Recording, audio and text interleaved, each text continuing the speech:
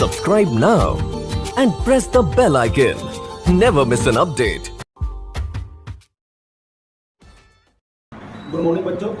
Class 12 के physics का चौथा यूनिट EMI एंड AC यानी विद्युत चुंबकीय प्रेरण और प्रत्यावर्ती धारा, इसमें जो पहला पार्ट है EMI वाला वो समाप्त हो गया है और आज हम लोग अब एक नया पार्ट शुरू करेंगे AC यानी कि अल्टरनेटिंग करंट प्रत्यावर्ती धारा के बारे में। अब इस चैप्टर में इस टॉपिक में जो भी बचा हुआ है केवल अल्टरनेटिंग करंट के ही बारे में पढ़ना है। अब देखिए अल्टरनेटिंग करंट का मतलब क्या हो गया, दो तरह के करंट, एक तो हो गया डायरेक्ट करंट यानी कि डीसी जिसको हम लोग बोलते हैं दृष्ट धारा, यानी इसका कोई सोर्स होता है जैसे सेल हो गया बैटरी, तो बैटरी से ली जाने वाली धारा को क्या बोलेंगे, दृष्ट धारा। उस धारा का विशेषता क्या होगा कि दृष्ट धारा जब तक उसका टाइम होगा तब तक वो एक ही दिशा में करंट को प्रवाहित कराता रहेगा किसी भी चालक के अंदर। लेकिन प्रत्यावर्ती धारा में क्या है, देखिए किसी परिपथ में प्रवाहित होने वाली वैसी धारा जिसका परिमाण और दिशा लगातार बदलते रहेगा। यानी अगर हम इसको ग्राफ से दर्शाना चाहें प्रत्यावर्ती धारा को तो इसका ग्राफ देखिए इस प्रकार से होगा। यानी देखिए अगर किसी टाइम करंट 0 है, किसी टाइम करंट 1 एम्पियर है, 2 एम्पियर है, 3 एम्पियर है, फिर देखिए 3, 2, 1, 0, फिर -1, -2, -3, -2, -1 और फिर 0। तो जितना समय तक एक दिशा में चलता है उतना ही समय तक दूसरे दिशा में चलता है। तो इसका परिमाण भी देखिए लगातार बदल रहा है और दिशा भी लगातार बदल रहा है। तो हमारे घरों में जो करंट आता है वो करंट कौन सा आता है, अल्टरनेटिंग करंट, और इस करंट का परिमाण और दिशा दोनों लगातार बदलते रहता है। कभी कभी वो करंट 0 भी होता है, कभी 1 भी होता है, कभी 2 भी, कभी मैक्सिमम भी, और फिर जब मैक्सिमम होता है तो वहां से करंट का मान कमना शुरू होता है। और फिर ये निगेटिव में भी चलता है, निगेटिव में भी देखिए अगर हम ऊपर देखें ग्राफ तो ये प्लस है, नीचे क्या हो जाएगा माइनस, ठीक है, ये करंट है। अब इस देखिए मान बढ़ रहा है, ये मैक्सिमम पे आ गया, फिर जब मैक्सिमम पे होता है तो ये घटना शुरू होता है और घटते घटते ये देखिए माइनस में मैक्सिमम होता है और फिर ये बढ़ना शुरू होता है। तो -3 मान लीजिए मैक्सिमम है तो -2, -1, फिर 0 और फिर ये बढ़ना शुरू होता है, +1, +2, +3, फिर इस प्रकार से। तो जितना समय तक एक दिशा में उतना समय तक विपरीत दिशा में 0 भी होता है, मैक्सिमम भी होता है, नेगेटिव में मैक्सिमम फिर 0 इस प्रकार से होता है। लेकिन पता क्यों नहीं चलता है, तो देखिए हमारे घरों में जो एसी करंट आता है भारत में वो 50 हर्ट्ज वाला आता है, कितना 50 हर्ट्ज आवृत्ति वाला। इसका मतलब है कि इसको अगर हम सेकेंड में देखेंगे तो 50 पर सेकेंड हो गया, यानी 1 सेकेंड में 50 बार ये इस प्रोग्राम को, इस प्रक्रिया को दोहरा चुका होता है। 1 सेकेंड में 50 बार, यानी 50 बार 0 हुआ होगा, 50 बार मैक्सिमम हो गया होगा, 50 बार 1, 2, 3 इस प्रकार से होगा, 1 सेकेंड में 50 बार। तो जब इतना तेजी से बदलता है तो जगह दिखाई नहीं पड़ता है। तो जो एसी करंट हम लोग के यहाँ आ रहा है वो एसी करंट 0 भी होता है, 0 मतलब करंट का है, लेकिन पता चलता है नहीं, क्यों, क्योंकि इतना तेजी से हो रहा है। तो फिर से समझिए अगर अल्टरनेटिंग करंट का परिभाषा लिखना होगा तो क्या लिखिएगा, किसी परिपथ में प्रवाहित होने वाला वैसा धारा जिसका परिमाण और दिशा लगातार बदलते रहता है उसे प्रत्यावर्ती धारा कहते हैं। या इसको इस प्रकार से लिख सकते हैं कि किसी परिपथ में प्रवाहित होने वाली वैसी धारा जो कुछ समय तक एक दिशा में और उतना ही समय तक दूसरे दिशा में प्रवाहित होती है उसे प्रत्यावर्ती धारा कहते हैं। तो इसका परिभाषा आप दो तरह से दे सकते हैं। मेन रूप से हम लोग को ये देखना है इस टॉपिक में, इस चैप्टर में, कि जो प्रत्यावर्ती धारा है वो उत्पन्न किस प्रकार से किया जाएगा और उसका ये जो मान है, ये जो दिशा है, इस प्रकार से कैसे चेंज होता है, ठीक है, वो हम लोग को देखना है। अब यहाँ पर मेन रूप से देखिए induced of EMF in rotation of a coil in magnetic field, यानी एक समान चुंबकीय क्षेत्र में कुंडली के घूर्णन के कारण प्रेरित विद्युत वाहक बल किस प्रकार से तैयार होता है, किस प्रकार से उत्पन्न होता है, उसको हम लोग देखेंगे, ठीक है। क्योंकि प्रेरित विद्युत वाहक बल किसको उत्पन्न कराएगा, अल्टरनेटिंग करंट को, ठीक है। तो अब यहाँ पर ध्यान दीजिएगा, देखिए कंडीशन क्या दिया हुआ है, एक समान चुंबकीय क्षेत्र में एक कुंडली को घूर्णित करना है। तो सबसे पहले देखिए यहाँ पर हम लोग क्या करते हैं कि एक समान चुंबकीय क्षेत्र में एक आयताकार कुंडली लेते हैं,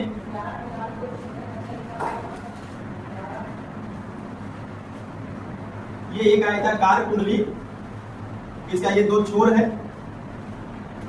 और नीचे कुछ लोड लगा देते हैं, कुछ प्रतिरोध लगा देते हैं, ठीक है। देखिए कुंडली जब ये घूर्णित करेगा एक समान चुंबकीय क्षेत्र में तो प्रेरित विद्युत वाहक बल उत्पन्न होगा, यानी कि करंट उत्पन्न होगा। करंट उत्पन्न होगा, हम इसमें कुछ लोड लगा देते हैं, कुछ उपकरण लगाते हैं, उसको हम लोग चला लेंगे, पंखा बल्ब जो भी लगाना हो, ठीक है, उसका यूज कर लेंगे करंट का। तो ये एक आयताकार कुंडली, और ये आयताकार कुंडली इस रूप से रखा हुआ है चुंबकीय क्षेत्र में, इस रूप से इधर से चुंबकीय क्षेत्र जाएगा, इसको हिट करेगा और क्या करेगा, घूर्णित कर देगा। हम लोग ये बड़ा सिद्धांत पढ़ चुके हैं पहले कि एक समान चुंबकीय क्षेत्र में जब किसी कुंडली को रखेंगे उस पर बल लागू लगेगा, कुंडली को घुमा देगा। तो ये बड़ा सिद्धांत इसमें लगाएंगे। तो ये कुंडली वास्तव में ऐसा रखा हुआ है और यहाँ से चुंबकीय क्षेत्र इसको हिट करेगा। तो यहाँ पर देखिए कुछ मैग्नेटिक फील्ड लाइंस हम दर्शा देते हैं चुंबकीय क्षेत्र के लिए। देखिए तो ये एक समान चुंबकीय क्षेत्र बी वेक्टर में रखा हुआ है। आप चाहें तो इसको डॉटों से दर्शा दीजिएगा, ठीक है। ये इसलिए नहीं दर्शा रहे बीच में क्योंकि वो कुंडली इसके अंदर ढका हुआ है। कौन? एक समान चुंबकीय क्षेत्र, कौन? B vector. अब देखिए एक समान चुंबकीय क्षेत्र क्या करेगा, इस कुंडली पर बल लगाएगा, बल आघूर्ण लगाएगा और उसको क्या करेगा, घूर्णित कर देगा। तो मान लीजिए कि ये एक समान चुंबकीय क्षेत्र में जो कुंडली है वो अपने एक्सिस पर इस प्रकार से ओमेगा कोणीय वेग से घूम रहा है। कितना कोणीय वेग से? ओमेगा। कोणीय वेग का सिंबल क्या है? ओमेगा। ओमेगा कोणीय वेग से घूम रहा है, ठीक है। और इस कुंडली का कुछ नाम भी रख दीजिए। नाम क्या देते हैं? P Q R S। तो फिर सब शुरू से आइए। माना कि P Q R S एक आयताकार कुंडली है जिसे एक समान चुंबकीय क्षेत्र B वेक्टर में रखा गया है और ऐसा घूमने से प्रेरित विद्युत वाहक बल की उत्पत्ति होगी। क्या उत्पत्ति होगी? EMI बल याद कीजिए। जब ये घूर्णित होगा तो चुंबकीय फ्लक्स में क्या होगा? परिवर्तन। और जब फ्लक्स में परिवर्तन होता है तो क्या उत्पन्न होता है? प्रेरित विद्युत वाहक बल, जिसको हम लोग विद्युत चुंबकीय प्रेरण कहते हैं। तो ये पूरा सिद्धांत वो पीछे वाला से ही मिलकर के बना हुआ है। तो यहाँ पर हम लोग देखते हैं कि यदि कुंडली में घेरों की संख्या n हो तो कुंडली से संबद्ध फलक, देखिए फलक्स के लिए संकेत फाई है और फाई BA cos थीटा और कुंडली में फेरों की संख्या n है तो n से गुना कर देंगे। अब देखिए इसको और अगर हम तोड़ेंगे तो phi equal to n BA cos theta को हम लिख रहे हैं ओमेगा इंटू टी। ये कहां से है? ध्यान दीजिएगा, कोणीय आवृत्ति ओमेगा है और ओमेगा इक्वल टू होता है थीटा बटा टी। तो अगर यहां से हम थीटा लेंगे तो कितना हो जाएगा? Omega T. तो ये आ गया कुंडली से संबद्ध चुंबकीय फलक। कितना? n BA cos omega T, जहां n क्या है? कुंडली में फेरों की संख्या, B क्या है? एक समान चुंबकीय क्षेत्र, A क्या है? ये आयताकार कुंडली का क्षेत्रफल, बाकी cos ओमेगा टू टी ये एंगल है। किसके किसके बीच का एंगल? B और एरिया वेक्टर के बीच का एंगल, यानी कि चुंबकीय क्षेत्र और एरिया का बीच का। इसको समीकरण 1 रहने दीजिए। अब देखिए हम जानते हैं कि क्या जानते हैं? E equal to minus d phi by d t. देखिए सुनो, ये बता रहे थे सिद्धांत इसका वही है। कौन सा सिद्धांत? विद्युत चुंबकीय प्रेरण, यानी फैराडे का नियम। इसमें प्रेरित धारा उत्पन्न क्यों होगा? क्योंकि कुंडली जब घूमेगा तो फ्लक्स में परिवर्तन होगा और फ्लक्स परिवर्तन के कारण ही ये उत्पन्न होगा। और फ्लक्स परिवर्तन के कारण कितना प्रेरित विद्युत वाहक उत्पन्न होता है, इसके लिए फैराडे का सेकंड लॉ हम लोग को मालूम है, E equal to minus d phi by d t. और देखिएगा E equal to minus B by d t और फाई का जो वैल्यू है यहां से रख देते हैं। कितना है?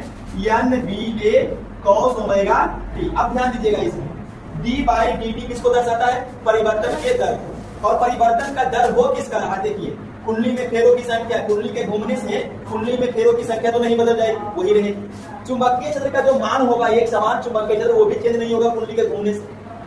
जो क्षेत्रफल है अगर ये इस प्रकार से घूम रहा है, इसका एरिया भी चेंज नहीं होने वाला है। तो n B और A ये तीनों क्या है? कांस्टेंट, ये नहीं बदलेगा। लेकिन ये चीज बदलेगा, क्या? थीटा। इसे भी देखिएगा, हम देखते हैं कि ये चुंबकीय क्षेत्र है और ये एरिया वेक्टर है तो कितना एंगल होगा?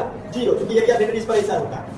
इसी भी सतह पर ये एरिया वेक्टर हो गया और चुंबकीय क्षेत्र ऐसा, कितना कोण बनेगा? 0। लेकिन अगर ये कुंडली घूम रहा है तो देखिए थीटा का मान चेंज हो रहा है, अभी 90 हो गया और 180 हो गया, 270। तो इस प्रकार से जब कुंडली घूमेगा तो क्या बदलेगा? थीटा। तो हम d बाई डी टी किसका निकालेंगे? थीटा का। तो इसको और आगे बढ़ाते हैं, E इक्वल टू ये जो कांस्टेंट है इसको बाहर निकाल लेते हैं, तो माइनस n BA बाहर d बाई डी टी और cos ओमेगा टी। और देखिएगा E equal to minus n BA। अब इसको तोड़िए, देखिए आप डिफरेंशिएशन में देखिएगा d by d x sine cos है, cos A x का फॉर्मूला क्या होगा? A minus sine A x। तो यहां से देखिएगा, अगर हम इसको तोड़ते हैं d by d T cos omega T, उस फॉर्मूला को देख लीजिए। x की जगह पर t है और a की जगह पर ओमेगा, तो कर लीजिए चेंज, माइनस a। तो a की जगह पर कौन है? देखिए ओमेगा। उसके बाद साइन a और x की जगह पर कौन है? t। तो ये इस प्रकार से वो फॉर्मूला से टूट जाएगा। और देखिए E इक्वल टू, इसको कर लीजिए माइनस माइनस क्रॉस हो जाएगा, तो N B A omega sine omega T. ये आ गया कुंडली के घूर्णित होने से कुंडली में कितना प्रेरित विद्युत वाहक बल की उत्पत्ति होगी, तो N B A omega sine omega t. और ये तो हम लोग को निकालना था कि कुंडली के घूर्णन के कारण कितना प्रेरित विद्युत वाहक बल उत्पन्न होगा। लेकिन ये अभी यहाँ तक ही नहीं रुका। देखिए जैसे जैसे कुंडली घूमेगा फ्लक्स में परिवर्तन उस प्रकार से होगा और प्रेरित विद्युत वाहक बल भी उस प्रकार से परिवर्तित होगा। ठीक है, जैसे देखिए अभी अगर हम देखते हैं कि ये आयताकार कुंडली है इस प्रकार से और इस प्रकार से मैग्नेटिक फील्ड है, तो जितने मैग्नेटिक फील्ड लाइंस होंगे 4 5 6 सभी इसको हिट करेंगे, तो वहां पर फ्लक्स ज्यादा परिवर्तन होगा। अब अगर हम इसको ऐसा चेंज करते तो एक आध गो टकराएगा, एक भी नहीं टकराएगा। ठीक है, तो वहां पर फ्लक्स परिवर्तन क्या हो रहा है, कम ज्यादा। तो उस प्रकार से विद्युत वाहक बल में भी परिवर्तन होगा। किसके हिसाब से, तो एंगल चेंज हो रहा है। अब उस एंगल को रख करके देखिए, अगर यहाँ पर देखिए हमको प्रेरित विद्युत वाहक बल को एकदम अधिकतम लाना है, महत्तम लाना है, तो आप ध्यान दीजिएगा n constant, B constant, A constant और कोणीय आवृत्ति जिस वेग से वो घूम रहा है वो भी कांस्टेंट। तो परिवर्तनशील क्या है, ओमेगा टी, और ओमेगा टी है वास्तव में क्या, थीटा। तो एंगल देखिए वो डिपेंड करेगा कि प्रेरित विद्युत वाहक बल कितना ज्यादा या कितना कम होगा। और किसका भी एंगल, साइन का। अब साइन में सबसे अधिकतम एंगल किसका है, 90 का, मैक्सिमम 1। तो अगर हमको विद्युत वाहक बल को मैक्सिमम करना है, अधिकतम करना है, तो देखिए प्रेरित विद्युत वाहक बल अधिकतम होने के लिए, तो अधिकतम होने के लिए जो साइन ओमेगा टी है इसका मान 1 होना पड़ेगा, यानी थीटा 90 डिग्री पर होना पड़ेगा। अब ध्यान दीजिएगा यहां पर देखिए हम इसको लिखते हैं E N B A omega. Sign omega T को नहीं लिखते, इसका मतलब क्या होगा कि साइन ओमेगा टी का मान हम इसमें रख दिए हैं 1 और 1 से गुणा करने पर इतना आ गया। तो ये किसका मान दे रहा है, अधिकतम के लिए, क्योंकि साइन ओमेगा टी का मान 1 हम कब रखते हैं, अधिकतम के लिए। और जब अधिकतम हो गया तो इसका नोटेशन हम लोग चेंज अप कर देंगे, क्या कर देंगे, ई नोट। तो जहां पर नोट लगा हुआ है समझ जाइएगा वो क्या है, अधिकतम विद्युत वाहक बल। क्या है, अधिकतम विद्युत वाहक बल। तो हम यहां पर लिख सकते हैं जहां ई नोट प्रेरित विद्युत वाहक बल का क्या है, अधिकतम मान, और इसी का एक नाम और है शिखर मान है। ठीक है, शिखर मान यानी कि पीक वैल्यू, सबसे ज्यादा मान यही हो गया ना। अब देखिएगा ये वाला जो मान है वो समीकरण 2 में रख करके देखिए, समीकरण 2 से देखिए तो E बराबर N B A omega, N B A omega का मान कितना है, E naught sine omega t, equation 4। अब यहां पर देखिए ये मेन फॉर्मूला आ गया एक कुंडली के घूर्णन से प्रेरित विद्युत वाहक बल का, E equal to E naught sine omega t. E naught क्या है, प्रेरित विद्युत वाहक बल का शिखर मान। तो E को हम क्या बोलेंगे, E को बोलेंगे प्रेरित विद्युत वाहक बल का तात्क्षणिक मान। तात्क्षणिक मान मतलब किसी भी क्षण हम मान निकाल सकते हैं, किसी क्षण मतलब टाइम 0 पर, टाइम 2 सेकेंड पर, 3 सेकेंड पर, या एंगल आप कर लीजिए ओमेगा टी एक साथ मिलाइएगा तो क्या होगा, एंगल समझे दोनों को, ओमेगा टी और टी किस पर डिपेंड करेगा, थीटा। अभी देखिए जैसे मान लीजिए कि ये इस प्रकार से कुंडली रखा हुआ है, टाइम 0, कुंडली नहीं घूम रहा है मान लीजिए तो टाइम 0 कर लीजिए। अब कुछ 15-20 सेकेंड बीता और कितना एंगल पर घूम गया, पहले देखिए ये एंगल एरिया, अब एंगल एरिया देखिए इधर चला गया। ठीक है, किसी भी सतह का एरिया किधर होता है उस पर नंबर, तो अभी इसका एरिया इस तरफ कंसीडर कीजिए इधर, और जब ये घूम गया तो एरिया ऐसा हो गया। तो पहले ऐसा एरिया वेक्टर था, अब एरिया वेक्टर ऐसा हो गया तो कितना एंगल बना, 90, और वो 90 होने में कुछ ना कुछ टाइम लगा, कुछ ना कुछ टाइम लगा। तो अगर टाइम चेंज हो रहा है तो इसका मतलब ओमेगा टी चेंज हो रहा है, मतलब थीटा चेंज हो रहा है। और अगर थीटा चेंज हो रहा है तो कौन चेंज होगा, ई। तो ई को हम क्या बोलेंगे, तात्क्षणिक विद्युत वाहक बल, जिसमें हम टाइम का मान रख रख के ई का मान निकाल सकते हैं। तो यहाँ पर हम लिख लेंगे इस समीकरण में ई को तात्क्षणिक प्रेरित विद्युत वाहक बल तथा ई नोट को प्रेरित विद्युत वाहक बल का शिखर मान कहा जाता। ठीक है, तो ये यहां तक आप नोट कीजिए। उसके बाद इसका मान किस प्रकार से समय के साथ चेंज होता है उसको भी आपको ग्राफ से दिखलाते हैं, पहले यहां तक आप नोट कीजिए। तो चलिए अब यहाँ देखिए समीकरण 4 में केस देखिएगा, यदि टाइम हम लेते हैं 0 तो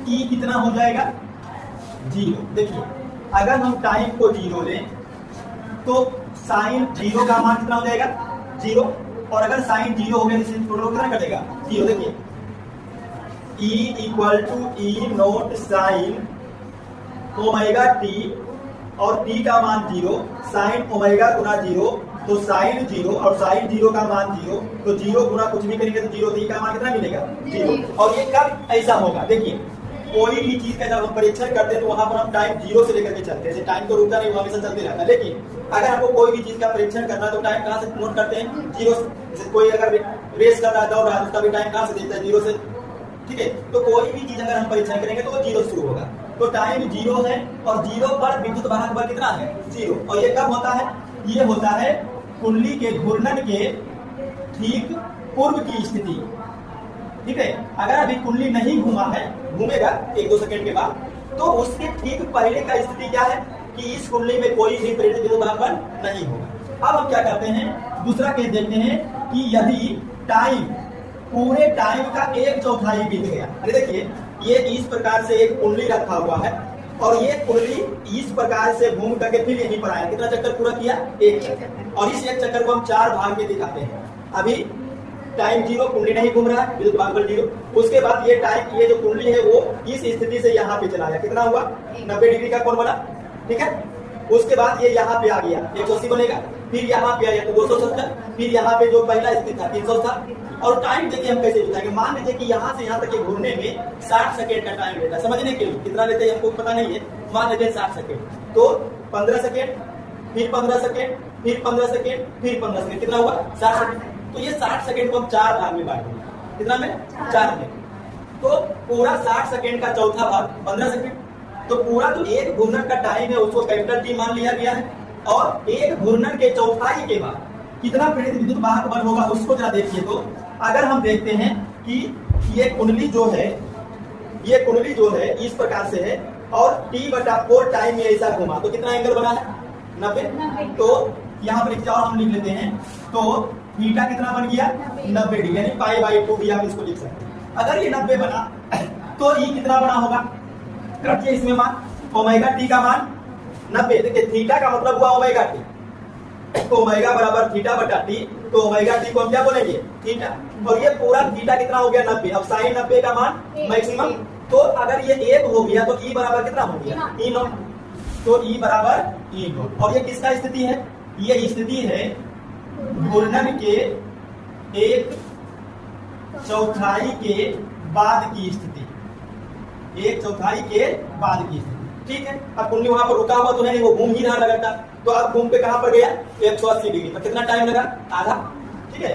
तो यदि अब टाइम को हम कर दे पूरे टाइम का आधा, तो एंगल कितना बनेगा 180 डिग्री। देखिए ये ऐसा था और ये इसका पोजीशन ऐसा घूमा 15 सेकेंड में, तो 90 डिग्री का कोण बना, फिर ऐसा और घूमा तो कितना लिया 15 और 15 30 सेकेंड, तो आधा टाइम हो गया और कितना 180 बन रहा है। देखिए पूरा एक लाइन, तो 180। और अगर ऐसा होता है तो फिर E कितना हो जाएगा, देखिए साइन 180 का मान 0, तो फिर से ये 0 हो जाएगा। और ये घूर्णन के आधे चक्र के बाद की स्थिति, यानी आधा चक्कर ये कुंडली लगा चुका है। और आगे बढ़ते हैं, यदि टाइम बीत जाता है पूरे टाइम का 3/4, ठीक है, रुका हुआ है 15 सेकेंड 15 सेकेंड 15 सेकेंड, कितना हुआ 3/4 45 सेकेंड, तो 45 सेकेंड कैसे निकलेगा, देखिए 3/4 गुना 60 कीजिए, निकलेगा 45, 45, तो ये 3/4 हम इसको मानेंगे पूरे टाइम का। और इसमें इनका कितना बन गया होगा 0 90 180 और फिर 90, तो 270 को लिख लीजिए 3π/2, ऐसे भी आप लिख सकते हैं, 270 ये लिखा हुआ है। अब E कितना होगा, देखिए अगर यहाँ देखिएगा तो E बराबर समीकरण है E नोट साइन, और आप रखिएगा 3π/2 यानी 270 का मान कितना होगा, तो इसको आप तोड़िए, ई नोट आप इसको तोड़ सकते हैं साइन 90 प्लस 180 कर लीजिए। साइन 90 प्लस 180 कितना होगा? 270। और आज कीजिएगा equation sine 90 plus theta, sine 90 plus theta क्या होगा? Cos theta. चलिए कॉस थीटा, देखिए sine 90 plus theta cos theta, तो E naught sine 90 plus theta कितना है? 180, तो देगा कॉस 180, और कॉस 180 का मान कितना होता है? माइनस, तो ये हो जाएगा माइनस ई नोट, माइनस ई नोट। तो इस प्रकार से देखिए ये आ गया। और ये किसका स्थिति है? तो ये स्थिति है कुंडली के घूर्णन के 3/4 कितना? 3/4 के बाद की स्थिति, ठीक है। कुंडली के घूर्णन के 3/4 के बाद की स्थिति। उसके बाद यदि टाइम पूरा, एक जो हम लोग 60 सेकेंड मान लिए थे वो पूरा हो गया, देखिए यहां से चलना शुरू किया, देखिएगा केस यहां से टाइम 0, फिर 1/4, फिर आधा, 3/4, अभी क्या हो गया? पूरा। तो अगर टाइम पूरा हो गया तो एंगल कितना बना होगा? 360 यानी 2 पाई, और अगर 2 पाई बना तो ई इक्वल टू फिर से 0, साइन 180 प्लस 180 कर लीजिए, साइन 180 फिर से 0 हो जाएगा। तो अब देखिए ये किसका स्थिति है? एक पूर्ण चक्र के बाद की स्थिति, यानी अब कुंडली एक पूरा चक्र लगा रही है। तो अब जरा यहाँ पे आप ध्यान दीजिएगा कि कुंडली में जो प्रेरित विद्युत वाहक बल उत्पन्न होता है उसका मान देखिए कैसे चेंज हो रहा है। शुरू में 0, फिर मैक्सिमम, फिर 0, फिर माइनस में मैक्सिमम, ई नोट को बतलाते हैं शिखर मान को, मैक्सिमम को, और फिर से 0। तो ये लगातार देखिए क्या हो रहा है? चेंज हो रहा है। अगर ये तो आपको शुरू में बता रहे थे कि प्रेरित विद्युत वाहक बल का अगर ग्राफ आप खींचिएगा तो ग्राफ देखिएगा इस प्रकार से आप खींच सकते हैं। ये मान लीजिए कि ऊपर में प्लस ई बढ़ रहा है और नीचे में माइनस ई बढ़ रहा है, ये आपका मूल बिंदु 0। तो जब टाइम 0 है तो ई कितना है? 0। और टाइम जब हाफ बढ़ता है तो देखिए इधर क्या बढ़ रहा है? इधर बढ़ रहा है टाइम, ठीक है। ऊपर वोल्टेज, नीचे निगेटिव में वोल्टेज, और इधर टाइम बढ़ रहा है। अब टाइम को हम कितना भाग में बांटते हैं? 4 भाग में। टाइम 0, फिर टाइम 1/4, टाइम आधा, टाइम 3/4 और टाइम पूरा, ठीक है। टाइम जब 0 है तो वोल्टेज भी 0, और जब टाइम 1/4 पर आता है तो वोल्टेज कहां जाता है? देखिए तो जरा, ई नोट का मतलब मैक्सिमम पे। तो ये जो वोल्टेज है वो मान लीजिए कि 0 से 1, 2, 3, 4, 5, ये 5 इसका मैक्सिमम है, मान के चलते हैं। तो ये वोल्टेज यहां से उठ के कहां पे पहुंच गया है? मैक्सिमम पे। उसके बाद देखिए जब टाइम हाफ होता है तो कितना होता है? 0। तो 0 का मतलब कहां है? यहाँ पे। टाइम हाफ है तो वोल्टेज 0, तो ये यहां से गिर करके यहाँ पे आता है। उसके बाद देखिए टाइम जब 3/4 हुआ तो कितना हुआ? माइनस में निगेटिव, तो -1, -2, -3, -4 और -5, हम लोग मैक्सिमम 5 को लिए। तो जब टाइम बीतता है 3T/4 यानी यहाँ पे, तो वोल्टेज कहाँ है? वोल्टेज मैक्सिमम है माइनस, यानी कि यहाँ पे।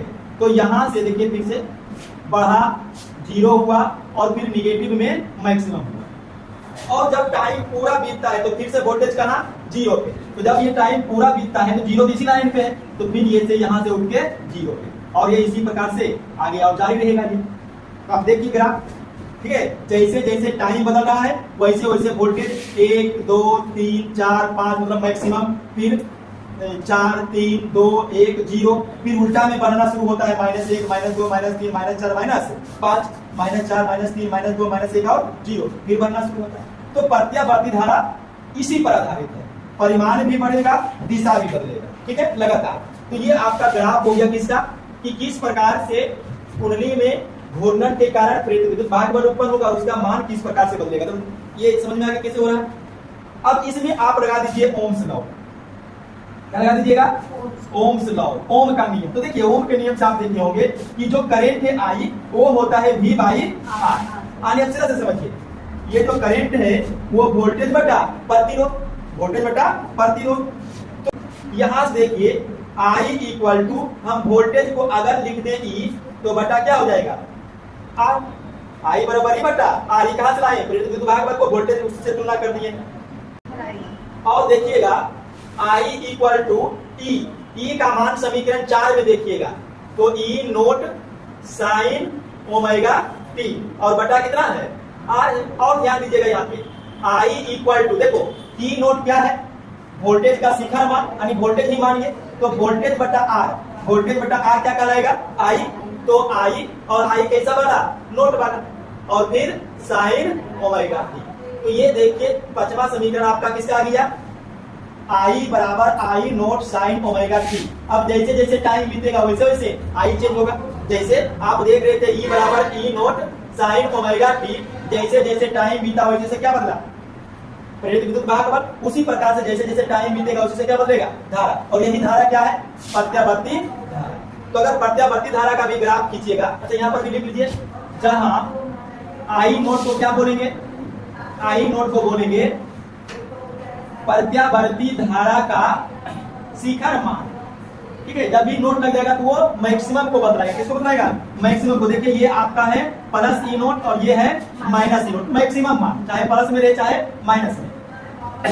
तथा आई को क्या बोलेंगे, आई को बोलेंगे प्रत्यावर्ती धारा का तात्क्षणिक मान कहते हैं। तो ये दो चीज हो गया, और अगर इसका भी ग्राफ आप खींचिएगा तो इसका भी ग्राफ यहाँ पे देखिए खींच देते हैं। देखिए ये मान लीजिए कि ऊपर में प्लस आई बढ़ रहा है और नीचे में माइनस आई बढ़ रहा है, ठीक है। ये मूल बिंदु 0 है और इधर क्या बढ़ रहा है टाइम बढ़ रहा है, ठीक है। अब यहाँ पर ध्यान दीजिएगा, देखिए अगर हम टाइम को 0 रखें तो ओमेगा टी टोटल 0 और 0 हो गया तो आई भी कितना 0, तो करंट हो गया 0। उसके बाद जब हम टाइम को 1/4 करेंगे थीटा कितना हो जाएगा 90, और अगर ये 90 हुआ तो साइन 90 का मान 1, तो आई बराबर क्या बचेगा आई नोट यानी मैक्सिमम मान। तो ये यहां से उठ करके मैक्सिमम पे चला गया, कब चला गया जब टी चौथा हो गया, टी हाफ हो गया, टी 1/4 मतलब 3/4 हो गया, और ये टी पूरा हो गया, ठीक है। उसके बाद देखिए अगर हम टी को हाफ रखें तो टी हाफ पर 180 अगर हम यहाँ रखेंगे तो साइन 180 0, तो आई भी कितना हो गया 0। तो ये यहाँ से मैक्सिमम के बाद आएगा 0 पे, मैक्सिमम के बाद 0 पे। उसके बाद 3/4 में 270 का मान -1, तो ये निगेटिव में मैक्सिमम चला जाएगा, तो ये निगेटिव में मैक्सिमम। और जब पूरा टाइम बीतेगा तो 2 पाई का मान 0, तो करेक्ट हो जाएगा फिर से 0। तो ये इस प्रकार से आगे बढ़ता चला जाएगा। तो यहाँ पे देखिए माइनस में आई नॉट और यहाँ पे प्लस में आई नॉट। तो आप देख लीजिए अब साफ ग्राफ से हो गया है कि किसी परिपथ में प्रवाहित वैसी धारा जिसका परिमाण और दिशा लगातार बदल रहा है उसी को हम क्या बोलेंगे प्रत्यावर्ती धारा, ठीक है। तो ये पूरा आपका कॉन्सेप्ट प्रत्यावर्ती धारा वाला समाप्त हो गया, यहाँ तक नोट कर लीजिए।